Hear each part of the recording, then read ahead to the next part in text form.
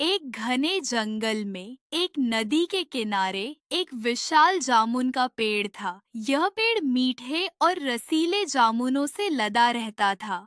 इस पेड़ पर एक खुशमिजाज बंदर रहता था जो रोजाना भरपेट जामुन खाता और अपनी मस्ती में रहता था। उसी नदी में एक मगरमच्छ भी रहता था। एक दिन जब मगरमच्छ नदी के किनारे धूप सेंक रहा था, तो उसकी नजर जामुन के पेड़ पर पड़ी। पेड़ पर लदे रसीले जामुनों को देखकर उसके मुंह में पानी आ गया। उसने सोचा, काश मुझे भी ये जामुन खाने को मिल जाते। मगरमच्छ ने हिम्मत करके बंदर से बात करने का फैसला किया। उसने बंदर से कहा, दोस्त, क्या तुम मुझे कुछ जामुन दे सकते हो? मैं बहुत भूखा हूँ। बंदर दयालु था। उसने तुरंत मगरमच्छ को ढेर सारे जामुन तोड़कर दे दिए। मगरमच्छ को जामुन बहुत पसंद आए। वह रोजाना बंदर के पास आने लगा और दोनों में गहरी दोस्ती हो गई। वे घंटों बातें करते, एक दूसरे को कहानियां सुनाते और साथ में जामुन खाते। एक दिन मगरमच्छ ने बंदर से कहा, दोस्त, मेरी पत्नी को भी ये जामुन बहुत पसंद है। क्या तुम मेरे साथ मेरे घर चलोगे? मैं तुम्हें अपनी पत्नी से मिलाना चाहता हूँ। बंदर अपने दोस्त पर भरोसा करता था, इसीलिए वह मगरमच्छ के साथ जाने के लिए तैयार हो गया।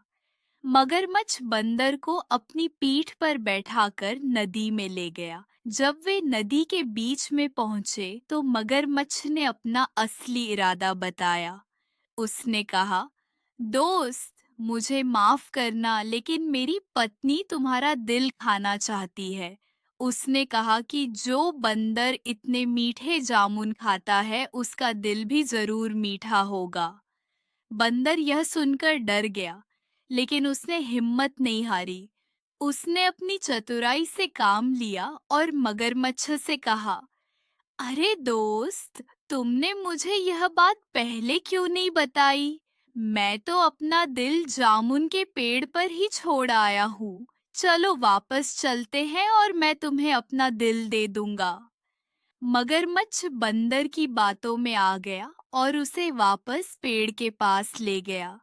जैसे ही वे पेड़ के पास पहुंचे, बंदर तेजी से पेड़ पर चढ़ गया और सुरक्षित हो गया। पेड़ पर चढ़कर बंदर ने मगरमच्छ से कहा, मूर्ख, क्या कोई अपना दिल पेड़ पर छोड़ता है? तुम मेरे दोस्त नहीं, धोखेबाज हो। जाओ, मैं तुमसे कभी दोस्ती नहीं करूंगा। मगरमच्छ को अपनी गलती का एहसास हुआ, लेकिन अब बहुत देर हो चुकी थी। वह शर्मिंदा होकर और खाली हाथ अपने घर लौट गया। यह कहानी हमें सिखाती है कि हमें हमेशा सतर्क और बुद्धिमान रहना चाहिए और मुश्किल समय में भी अपनी समझदारी का उपयोग करना चाहिए।